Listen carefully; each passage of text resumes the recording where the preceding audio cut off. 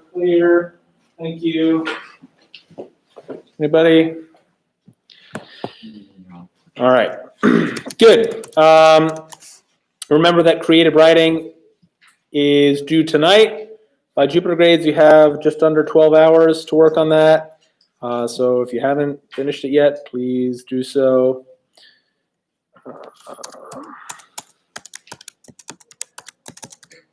And poetry, make sure you're working on that. Read through the second one here today to start getting you guys familiar with that here. The second option is this prayer of St. Bernard to Our Lady from the very end of the Divine Comedy, the last canto, canto 33 of Paradiso, when Dante's at the very top of heaven, finally at the end of his spiritual journey. So here in this translation, it's not by Mark Musa, whose translation we'll be reading, but rather a different one by Henry Wadsworth Longfellow, famous American poet. Thou Virgin Mother, daughter of thy Son, humble and high beyond all other creatures, the limit fixed of the eternal counsel. Thou art the one who such nobility to human nature gave, that its creator did not disdain to make himself its creature. Within thy womb rekindled was the love, by heat of which, in the eternal peace, after such wise this flower has germinated. Here, unto us thou art a noonday torch of charity, and below there among mortals thou art the living fountainhead of hope. Lady, thou art so great and so prevailing, that he who wishes grace nor runs to thee, his aspirations without wings would fly. Not only thy benignity gives succor to him who asketh it, but oftentimes forerunneth of its own accord the asking. In thee compassion is in thee unites whatever of goodness is in any creature. A couple of words there. Counsel in the first stanza there. Counsel means plan. Germinating is when a seed sprouts. Fountainhead means a source. And benignity is kindness. The second to last stanza, benignity is kindness. Succor is assistance or help. And forerunneth, it runs ahead. It runs in front of its own accord, the asking. So make sure you pick one of those poems. Do you have the homework?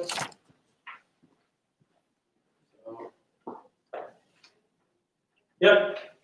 When did you learn about Joseph? What was that? Joseph. We should get to Joseph today. Oh. This is the 31 through 40. So the first couple chapters of the. There's a question about Joseph.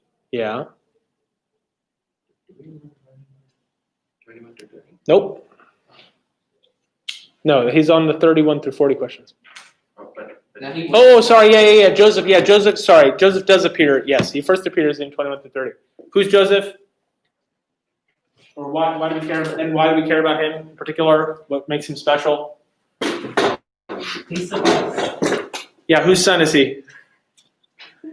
It's a good start. Yeah, I mean that's the thing that he's known for, being whose son. Who's his father and who's his mother?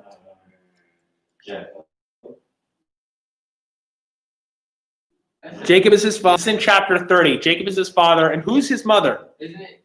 It's only like Rachel. Right, Rachel. Right, remember Jacob, or what's the name that he is later called by? Ooh, you said Jacob? Jacob, what other name do we know him Isn't by? it like Israel? Yeah, Israel. He's got multiple women here. What are their names? Leah and Rachel. Oh yeah. Yep, Leah and Rachel, remember they're sisters. And their maids. And their maids, yes, their maids' names are, let's see, Bilhah is Rachel's maid, and Zilpah, remember he wanted to marry Rachel, but Rachel's father, Laban, tricked him into marrying Leah, the less good-looking elder daughter first. Then he finally marries Rachel, and Jacob really only loves Rachel, so God gives Leah to console her multiple sons. Who are Leah's sons? Reuben, Simeon, Levi, Judah. Is that Yeah, so first she has these first four: Reuben, Simeon, Levi, and Issachar. I don't know. But the age does not even matter in this time. Yeah, sorry, no, Levi, Judah is the fourth. So many Okay, and then Rachel gets a little jealous, so she says, Jacob, have some children with my maid, so then I'll have some children from you. And Bilhah gives birth to Dan and Nathan. Isn't like Dan or Nate? Dan and Naphtali. Jealous of that, she says, "Well, why don't we have Jacob have some children with my maid?" Gad and Asher. And then she has Zilpah has Gad and Asher. Okay, and then we switch back to Leah, and Leah gives birth to 2 more sons. Zebulun and Dinah. Isn't Dinah the daughter? Right. Yeah. So first there's Issachar. She gives birth to then Zebulun, and then she has a daughter, Dinah or Dina. Yes. All right, and then Rachel finally has a son. And what's Rachel's son's name? Joseph. Joseph. Yes. Joseph, the only son that Jacob has had at this point with the wife that he really wanted all. Possible to have that many boys. It's unlikely, but possible. Apparently, I don't know. I have not looked too much into this, but I've heard that because whether the child is a boy or the father's genetic material, and so there are some men who just tend to produce more genetic material in one direction than the I other. think I'm gonna have straight daughters. But I want to. I think I'm gonna have straight girls. Yeah. I want to. So I know a family. So sometimes these things happen. Usually it's more of a mix. But the thing is, most people, even if you have a whole bunch of kids, it's still not that many where, like, on a statistical level, it really makes much difference, right? It's easy enough. So, like, my father-in-law, he has 7 kids, and 2 of them are boys. But, like, you flip a coin, not impossible, even if it's just totally wrong. Well, so that's what Jacob's got at this point. He's got 11 boys and 1 girl. Now, by 4, just had this incident where Dinah, what happened to Dinah? She was raped by, What's his name? what is his name? Hebron. Hmm? Hebron. No, Ishmael. not Ishmael. Not Hamor. Hamor is the father of the guy. Shechem. Hamor's, that rules the little thing, right? right, this nearby. Oh, then they made him circumcised. Sorry, but he really loves the girl. Why don't we make this marriage alliance, and your people can marry my people, and vice versa. A girl with 11 or 10 brothers. Yeah. You go into a lot into that. Yeah. But this idea of setting, of cutting, of separation is a in Hebrew, when you talk about making a covenant, you cut a covenant literally.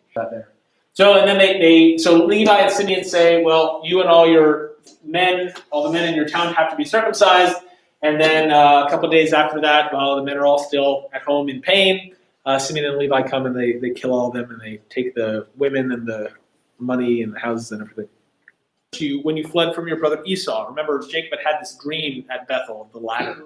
Why we back to Jacob and Esau after we just... Oh, Jacob is Israel. Right, Jacob is Israel, yeah. So Jacob said to his household and to all who were with him, "Put away the foreign gods which are among you, and purify yourselves and change your garments. And let us arise and go up to Bethel, and I will make an altar there to God, who answered me in the day of my distress, and has been with me wherever I have gone." So they gave to Jacob all the foreign gods which they had, and they did not pursue the sons of Jacob. So Jacob came to Luz, that is Bethel, which is in the land of Canaan, he and all the people who were with him. He built an altar there and called the place El Bethel, because there God had revealed himself to him when he fled from his brother. Now Deborah, Rebekah's nurse, died, and she was buried below Bethel under the oak. It was named Alan-Becca. Rebekah, remember, is Jacob's mother. Then God, thus he called him Israel.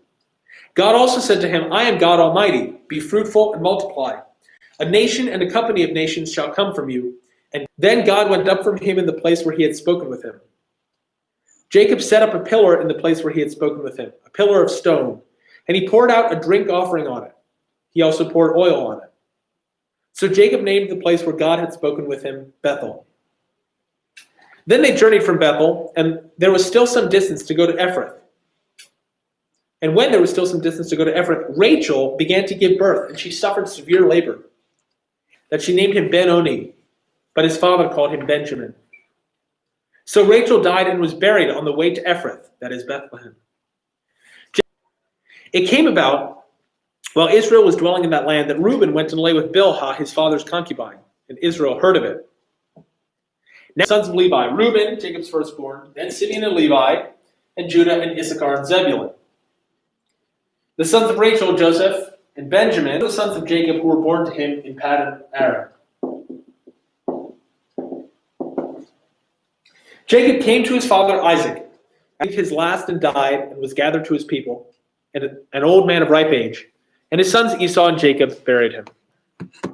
So here, first, Jacob had this vision early in his life when he first left at home.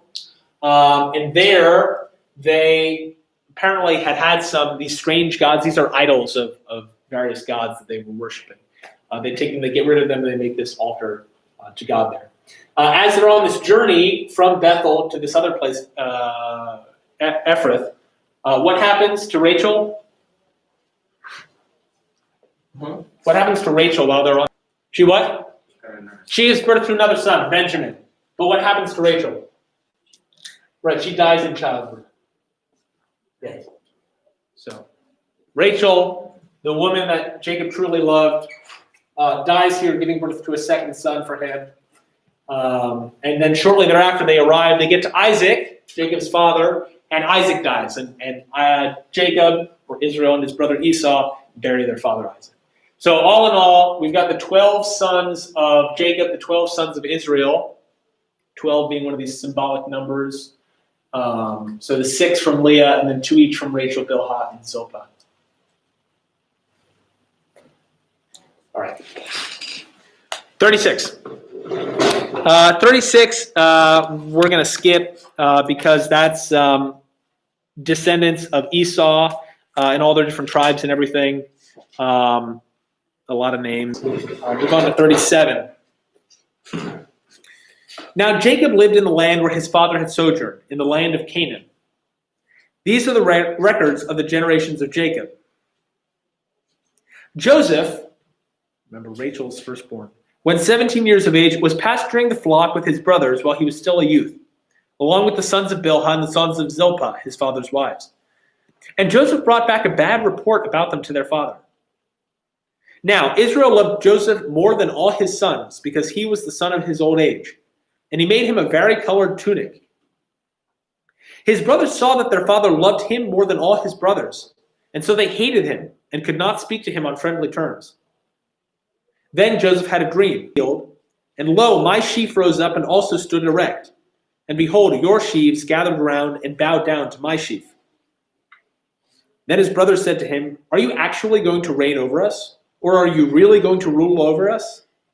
So they hated him even more for his dreams than for his words. He related it to his father and to his brothers, and his father rebuked him and said to him, "What is this dream that you have had?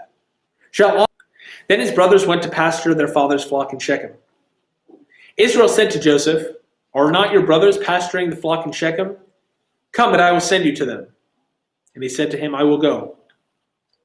Then he said to him, "Go now and see about the welfare of your brothers and the welfare of the flock, and bring them. What are you looking for?" He said, "I am looking for my brothers. Please tell me where they are pasturing the flock." Then the man said, "They have moved from here, for I heard them say, 'Let us go to Dothan.'" So Joseph went after his brothers and found them at Dothan. When they saw him from a distance, and before he came close to him, they plotted against him to put him to death. They said to one another, "Here comes this dreamer. Now then, come and let us kill him," and throw him in their hands, and said, "Let us not take his life." Reuben further said to them, "Shed no blood. Throw him into this pit that is in the wilderness, but do not lay hands on him, that he might rescue him out of their hands to restore him to his father." So it came about when Joseph reached his brothers that they stripped Joseph of his tunic, the vari-colored tunic that was on him. And they took him and threw him into the pit. Now the pit was empty without any water in it. Then they sat down with myrrh on their way to bring them down to Egypt. Judah said to his brothers, "What profit is it for us to kill our brother and cover up his blood? Come, and let us sell him to the Ishmaelites and not lay our hands on him, for he is our brother, our own flesh." And his brothers listened to him. Then some Midianite traders passed by, so they pulled him up and lifted Joseph out of the pit and sold him to the Ishmaelites for 20 shekels of silver. He returned to his brothers and said, "The boy is not there. As for me, where am I to go?" So they took Joseph's tunic and slaughtered a male goat and dipped the tunic in the blood. And they sent the varicolored tunic and brought it to their father and said, "We found this. Please examine it to see whether it is your son's tunic or not." Then he examined it and said, "It is my son's tunic. A wild beast has devoured him. Joseph has surely been torn to pieces." So Jacob tore his clothes and put sackcloth on his loins and mourned for his son many days. Then his sons and all his daughters arose to comfort him, but he refused to be comforted. And he said, "Surely I will go down to Sheol in mourning for my son." So his father wept for him. Meanwhile, the Midianites sold him in Egypt to Potiphar, Pharaoh's officer, the captain of the bodyguard. All right, here we have the beginning of Exodus, the story of Joseph and his brothers, the sons of Israel, the 12 sons of Israel. So Joseph, what's the deal with Joseph? Okay, yes, he's Rachel's firstborn. Because then Jacob want Rachel, so that Joseph being Rachel's firstborn makes him surely like the only child that he would want. Right. Rachel was the woman that Jacob really loved.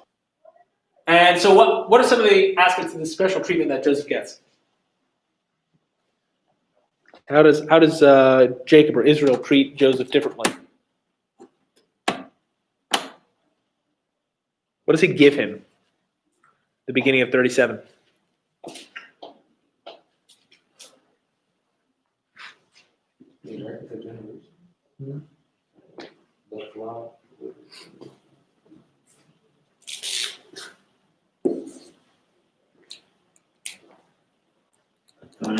A tunic, a fancy tunic. What is it? Tunic is a garment. It's sort of like colors. It's with the fields quite as much as his brothers do.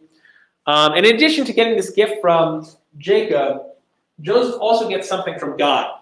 What does he receive from God? What was that? Dreams. He gets these dreams. And what does he see in the dreams? We hear about two dreams. Gathering wheat and tying it into these bundles called sheaves. And Joseph has this big, beautiful sheaf. The grain is nice and ripe. And the other brothers, they have these sheaves that are not so nice. And they gather around and bow down to him. 11 stars for his 11 brothers. How do his brothers react? They can't talk to him. Yeah, they can't even talk to him nicely. They hate him so much. He gets his gifts from his father initially. Right. He comes out to check how they're doing, and they see him coming to say, "Hey, why don't we kill him?" Then what do they decide to do instead? Reuben, the eldest, says, "Well, let's not kill him. He is our brother after all." And what does Reuben say they should do? Not initially. First he says, let's put him in this pit, leave him to die in there. But he's secretly thinking, I'll come back later and I'll get him out. But then they decide to do what instead? Right, there are these Ishmaelites, descendants of Ishmael, wandering around, bringing stuff to trade. And so they sell him to the Ishmaelites. And where do the Ishmaelites bring him? The brothers couldn't sell you. Yeah. They brought him to Egypt. You know, these Ishmaelites, they don't know who he is. They don't know what the deal is here. These guys just say, hey, we've got this guy tied up. You know, if you pay us money, we'll hand him over to you. You can do what you want with him. And they bring him to Egypt, right? That's where they're headed already. So they sell him as a slave to these Ishmaelites who bring him to Egypt. Yes. Yep. And what do they tell Jacob about this?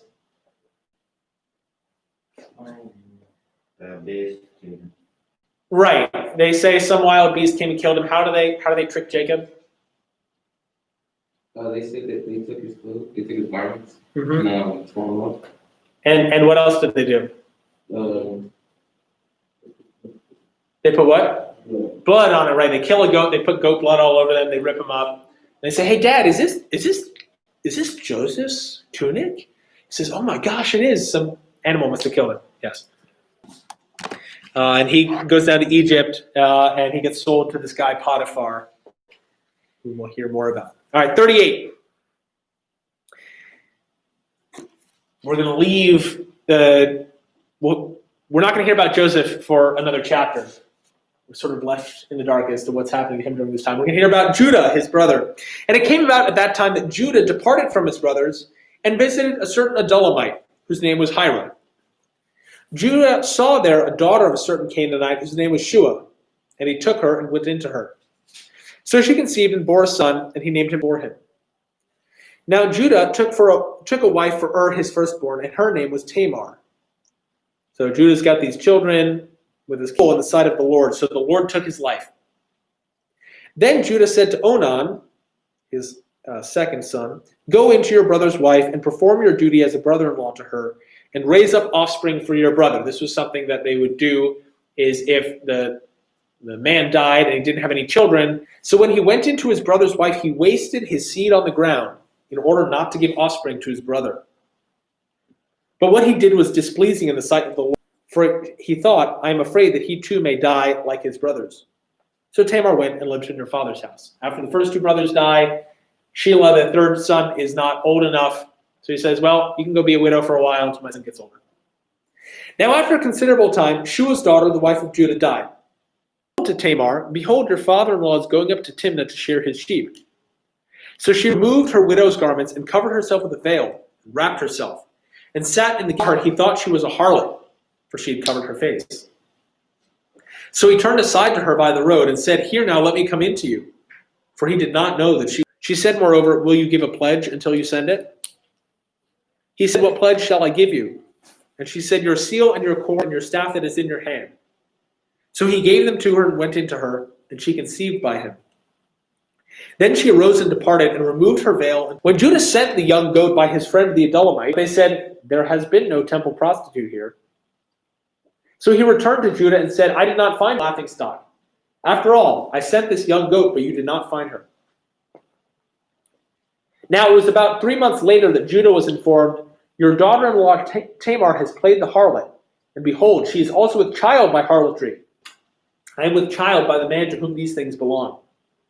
And she said, please examine and see whose signet ring and cords and staff are these. Again. It came about at the time she was giving birth that, behold, there were twins in her womb. Moreover, it took place when she was giving birth.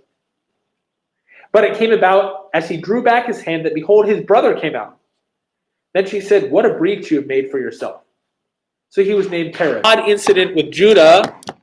What's the deal? What happens with Judah here? Judah's got a wife. What's her name? Anybody catch it? Judah's wife.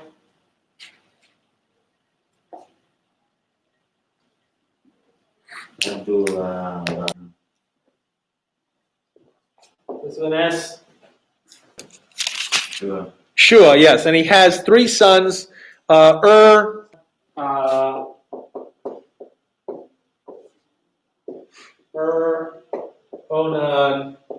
and Shelah. And what happens with these 3 guys?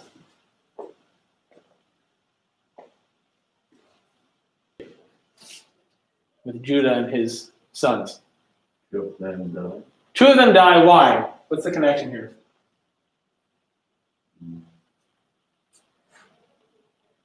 Well, gets married to whom? What's her name? Who? No. All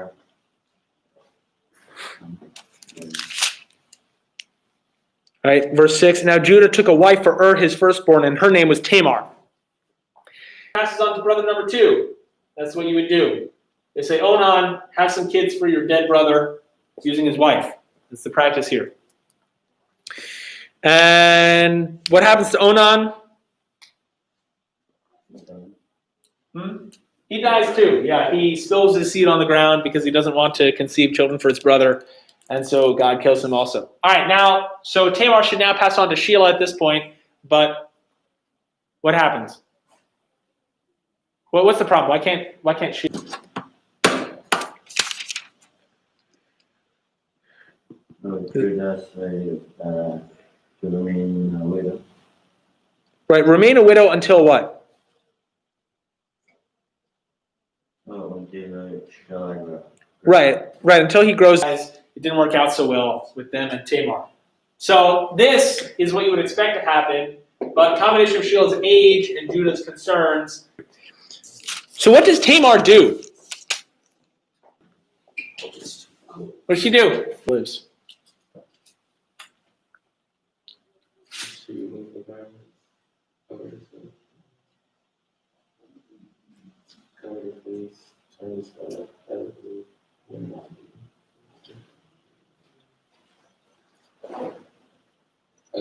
a goat from the farm. Well, there's going to be a goat involved somehow. What does Tamar do here? What does she do with her clothing?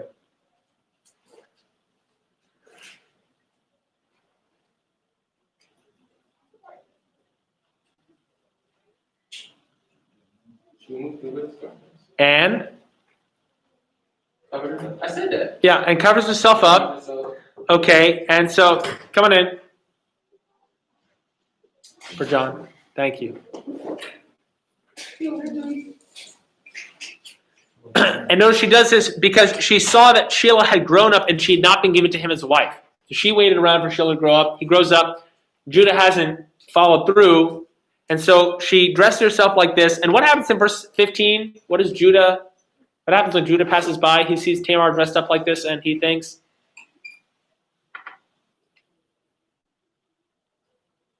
verse 15. oh, he said, "Let me now come to you." Oh, wait. Yeah, why? What did he think? Oh, because he thought it was her. But, What did he think about her? When Judah saw her, I think he thinks that Tamar killed the hair and she's quickly. what does he think? Verse 15. Look at verse 15. when Judah saw her, he thought she was She was Harlot. a harlot. What's a harlot? I don't know. Anyone? Prostitute. She dresses herself like a prostitute. And she goes out there, and Judah passes by. He sees this woman, right? He thought she was a harlot. So he turned aside to her by the road and said, "Here now, let me come into you." Or what will you give me? He said, "What will you give me?" And he said, "I will send you a young goat." Yes. And she says, "Okay, well, what? Give me some kind of staff.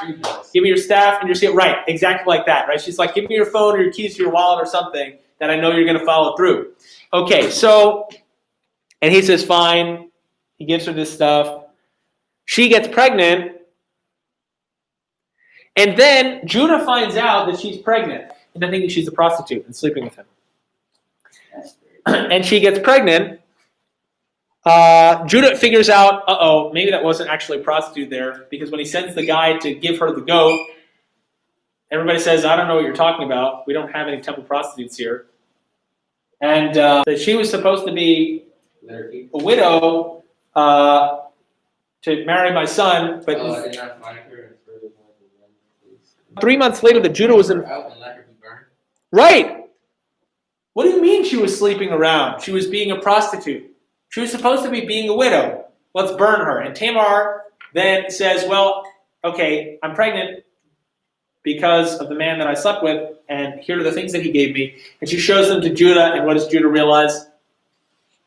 She is more righteous than I am. Right, because he realizes that, in fact, that prostitute that he couldn't locate again was Tamar. And that she had tricked him in his end of the bargain. He was supposed to give her Sheila to have children by, and he didn't hold up that end of the bargain. So Tamar ends up giving birth to these twins. Yeah, sort of weird. Yeah, some funky stuff in there. It's definitely not PG-13. No, it's not PG-13. No, it's definitely not. So yeah, we've got all this going on. And then does she end up getting...